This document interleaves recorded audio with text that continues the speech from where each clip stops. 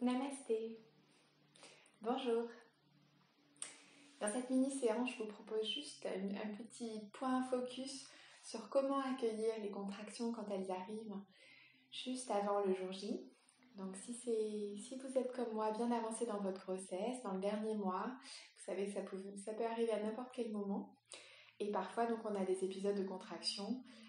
Donc, ça peut être des contractions de travail ou de pré-travail. Quoi qu'il en soit, c'est bien d'avoir des petits trucs pour permettre vraiment de les laisser passer. Et surtout pour le jour de l'accouchement, que vous soyez vraiment à la fois prête et en même temps vraiment dans le moment. C'est ça qui est le plus important pour bien vivre votre accouchement et en garder un bon souvenir. C'est surtout un moment très important dans votre relation avec l'enfant puisque c'est aussi le moment qui va précéder sa naissance que vous allez vivre ensemble. Donc c'est vraiment important que vous puissiez vous sentir pleinement présente dans ce moment-là et que vous puissiez aussi sentir la présence de votre bébé. Ce que je vous propose, c'est déjà de trouver une position confortable. Si vous avez une contraction, forcément, vous allez avoir envie de trouver une position confortable et souvent, le mouvement, c'est finalement ce qui va vous aider. Donc, dans ces moments de contraction, le mouvement va vous aider justement à laisser passer la contraction et puis surtout à trouver des positions où vous soyez bien. Ce qui est vraiment important, c'est que vous puissiez relâcher entre chaque contraction. Ça, les sages-femmes aussi vous le diront, mais c'est vraiment très important parce qu'il y a la contraction, il y a après. Et puis surtout, si vous devez retenir juste une chose, c'est relâcher, détendre au maximum, expirer, détendre. Voilà. Pour vous aider, vous pouvez vous mettre à quatre pattes. C'est une position qu'on a déjà souvent fait dans les cours de yoga prénatal.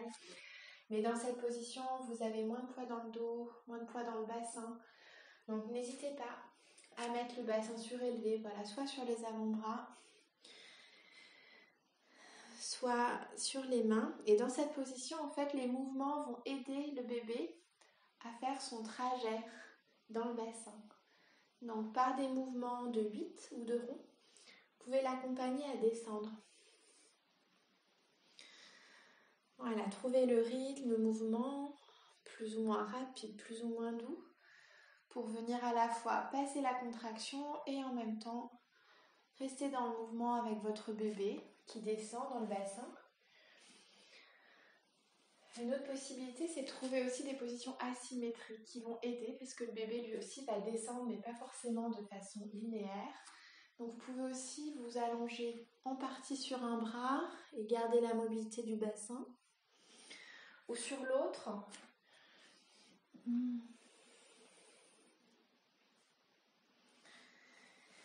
Puis vous pouvez aussi venir un peu plus sur les talons, voilà. Sentir des fois la force dans vos mains, appuyer dans vos mains et relâchez bien la tête.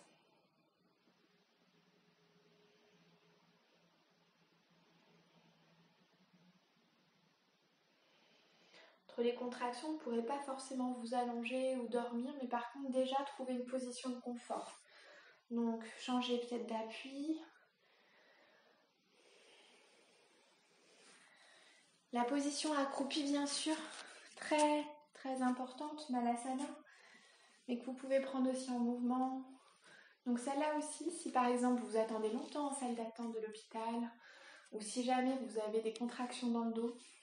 Contractions dans le dos, c'est parfois très douloureux d'être allongé ou d'être assis, auquel cas vous pouvez avoir une position plutôt accroupie pendant le travail. Et ça a l'avantage vraiment de faire descendre le bébé. Donc c'est une position, il y a la pesanteur qui va le faire descendre dans le bassin.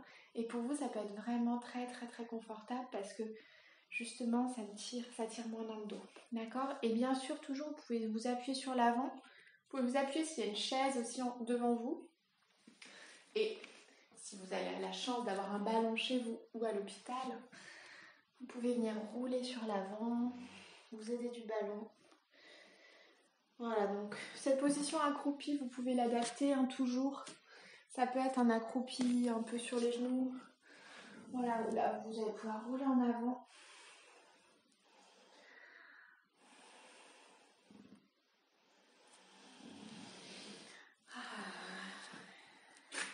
Et puis, vous pouvez aussi vous asseoir sur le ballon, bien sûr. Voilà, ça aussi, ça va permettre de détendre toute la zone autour du périnée, autour du bassin. Et là, vous pouvez faire des mouvements et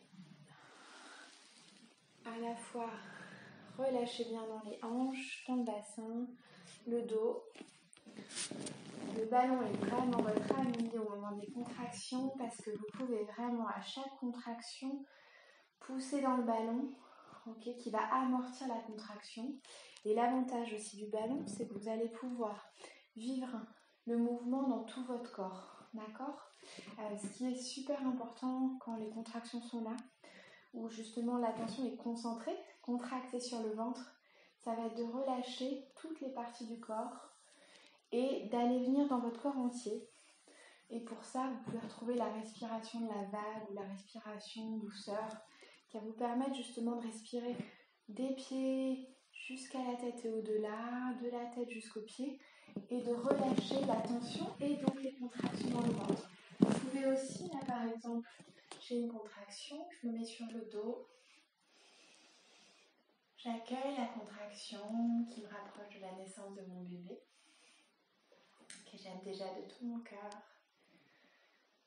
Et je relâche. Dans cette position, le ballon m'aide parce que c'est lui qui me soutient complètement dans le dos, dans le ventre. Voilà, et si je veux, je peux venir même accroupie depuis la position allongée. Donc vraiment, n'hésitez pas dans cette position qui vous permet vraiment d'allonger et puis de revenir. Super, j'espère que ça vous aura plu et surtout que ça vous aidera pour le jour J. Je vous souhaite un excellent moment, une très belle rencontre avec votre bébé et au plaisir de vous retrouver en yoga. Namasté.